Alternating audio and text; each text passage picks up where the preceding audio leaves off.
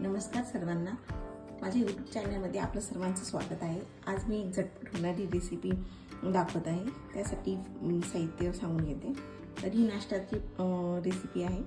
त्यासाठी मी 4 ब्रेड घेतलेली आहे आणि हे असे त्रिकोणी आकारामध्ये कट केले या पद्धतीने। ओके, कडा अशाच ठेवायच्या। मला नसेल वाटेल तर त्या साईडला तुम्ही अशा एजेस कट पण करू शकता। ओके, पण याने ब्रेडची साईज आणि शेप मेंटेन राहतो, त्यामुळे मी कट केलेले नाही। आता याला कोटिंग करण्यासाठी मी इथे साधारण 2 मोठे चम्मच बेसन घेतलेलं आहे।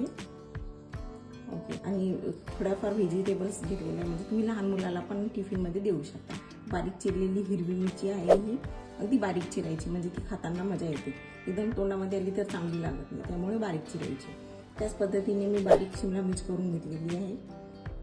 त्याच पद्धतीने मी बारीक एकदम फाईन टोमॅटो चिरून घेतला आहे। म्हणजे त्या जोडीला काही मसाले लागतील आपल्याला। तर मी इथे हळद घेतलेली आहे साधारण अर्धा चम्मच आपल्याला चवीनुसार मीठ लागेल। इथे मी पेरी पेरी मसाला घेतलेला आहे। हा बारीक चिरलेला कांदा आहे, हा पण बारीक चिरून घ्यायचा आहे। बारीक चिरलेली कोथिंबीर आहे आणि यामध्ये मी ओवा आणि इकडे ओरिगॅनो घेतलेले आहे। चला तर रेसिपीला सुरुवात करूया। झटपट होणारी ही फार मस्त मजेदार रेसिपी आहे। त्यासाठी मी एक बाउल घेतलेला आहे आणि एक एक जिन्नस आपण यामध्ये ऍड करून घेऊ। 2 चम्मच हे बेसन आहे,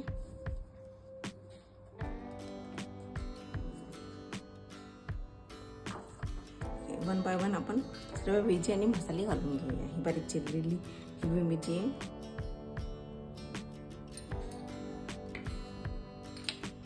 बारीक चिरलेली शिमला मिर्च। अजून तुमच्याकडे गाजर वगैरे असेल तर तेही टाकू शकता तुम्ही यामध्ये।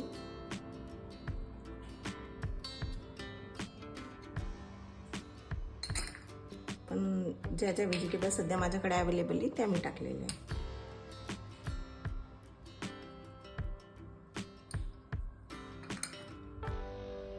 बारीक चिरलेला कांदाही घालून घेते यामध्ये।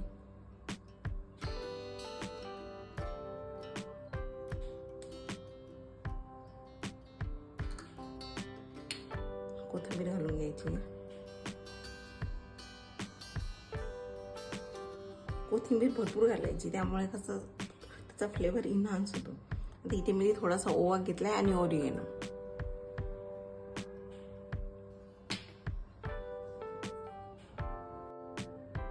ओके, तर आता बाकीचे जिन्नसही घालून घेऊया। हा पेरी पेरी मसाला घेतलाय। ओके, साधारण चवीपुरतं मीठ आणि हळद लागेल आपल्याला कलरला, साधारण अर्धा चम्मच। थोडी जास्त वाटली त्यामुळे थोडी काढून ठेवली।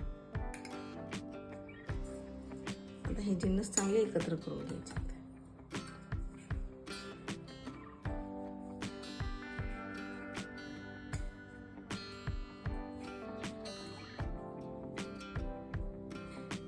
एकदमच पाणी नाही घालायचं, कारण की मग त्यामध्ये बेसनाचे लम्प्स क्रिएट होतील, गुठळ्या बनतील आणि मग त्या फोडण्याला प्रॉब्लेम होतो। त्यामुळे सर्व व्हेजिटेबल अशा चांगल्या मिक्स करून घ्यायच्या। या छोट्या टिप्स आहेत, पण याने काय होतं, आपला वेळही वाचतो आणि पदार्थही छान रुचकर बनतो।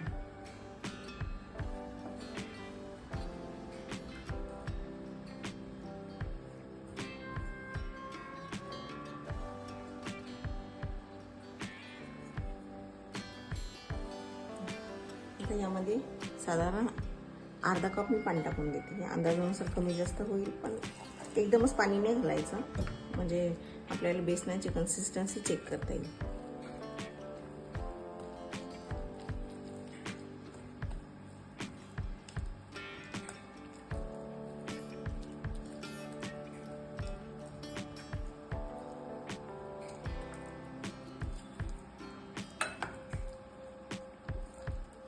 या पद्धतीने सर्व मिश्रण एकत्र करून घ्यायचं। अजूनही थोडं पाणी लागेल मला असं वाटते, त्यामुळे मी थोडं अजून पाणी टाकून घेते। साधारण मी 1 कप पाणी घेतलेलं होतं, तर अर्धा कप बघू शकता वापरलंय।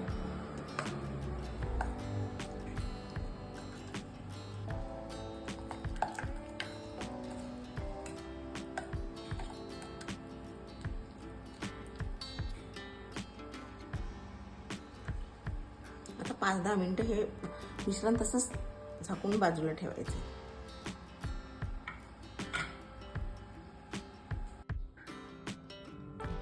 आपलं मिश्रण रेडी आहे आणि ह्या ब्रेड स्लाइस पण रेडी आहे.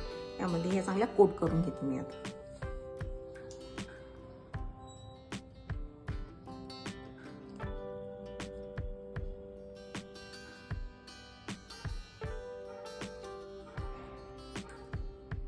आणि ब्रेड या पद्धतीने उचलायचं. तुम्ही जर एका साईडनं उचलला ना तर तुटण्याची फार शक्यता असते.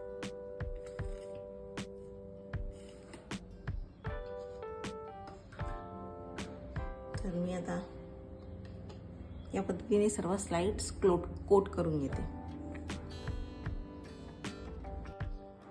चला, आपलं मिश्रण रेडी आहे आणि या ब्रेड स्लाइस मी या मिश्रणात कोट करून घेते या पद्धतीने.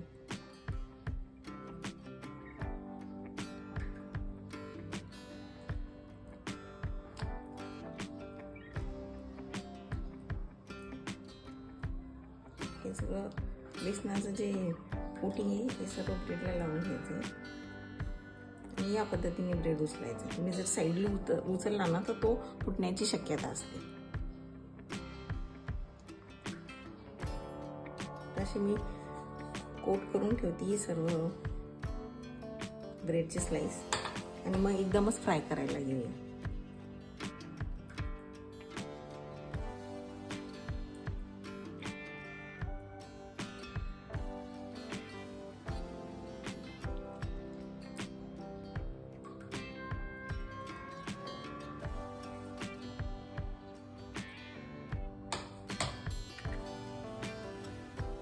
वन बाय वन सर्वांना लावून घेतली.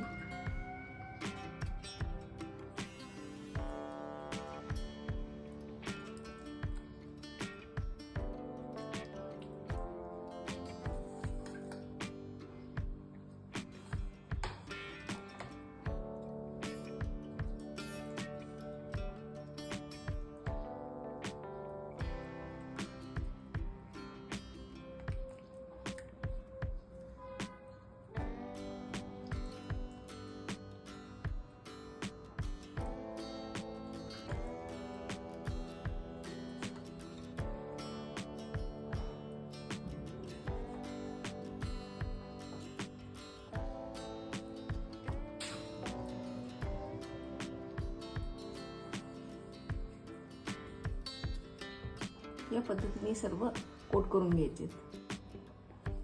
तर मी गॅसवर आता तवा तापायला ठेवला आहे आणि त्यावर साधारण 2 चमच तेल टाकून घेते.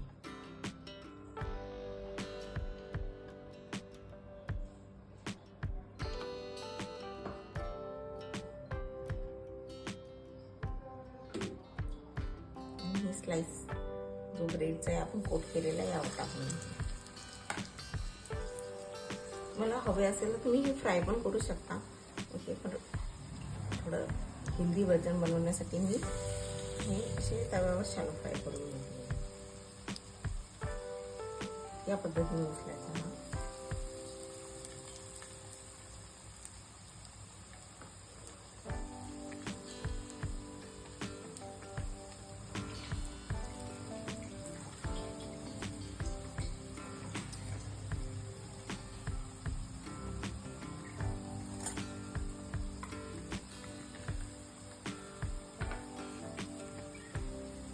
आणि दोन्ही साईडनी चांगले खरपूस होईपर्यंत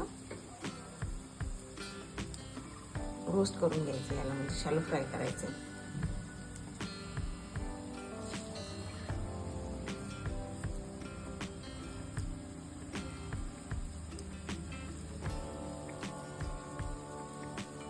गॅस हा लो टू मीडियम फ्लेमवरच ठेवायचा. एकदम हाय केलं तर ते बेसन प्रॉपर शिजणार नाही.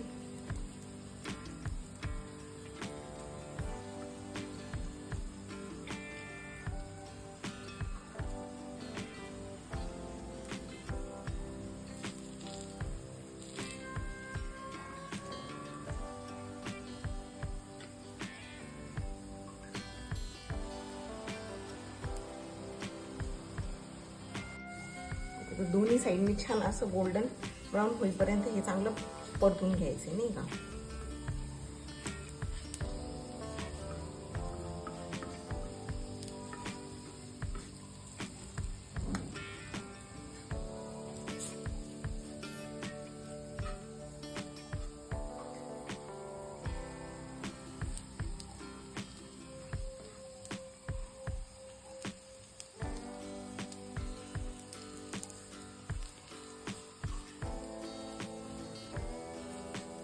तुम्ही हा नाश्त्याला, इव्हनिंग स्नॅक्समध्ये, लहान मुलांची पार्टी असेल किंवा मोठ्यांची किटी पार्टी किंवा असं काही असेल तर तुम्ही हा असा स्नॅक्स म्हणून पदार्थ ठेवू शकता.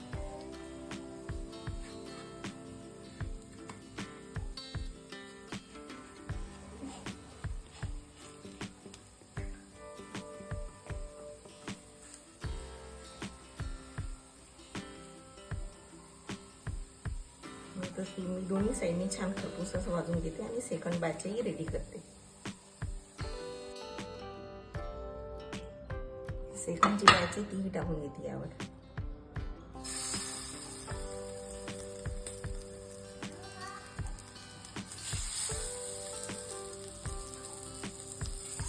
आणि यालाही चांगला खरपूस रोस्ट करून घ्यायचं.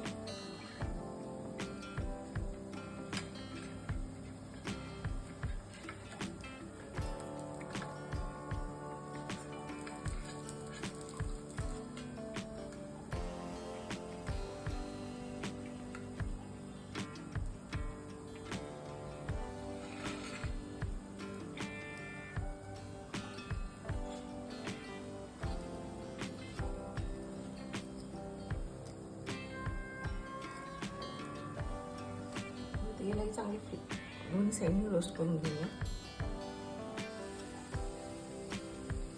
ओके, दुसरी बॅच रेडी आहे. या पद्धतीने जरा प्रेस करून घ्यायचं म्हणजे कळतं आपल्याला की प्रॉपर रोस्ट झालेली आहे की नाही.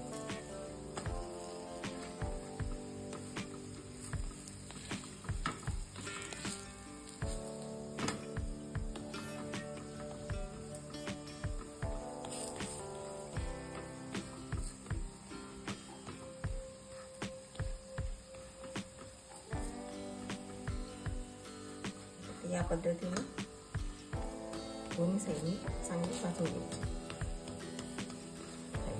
आपला मसाला ब्रेड हे रेडी आहे. मी सर्व करून घेते.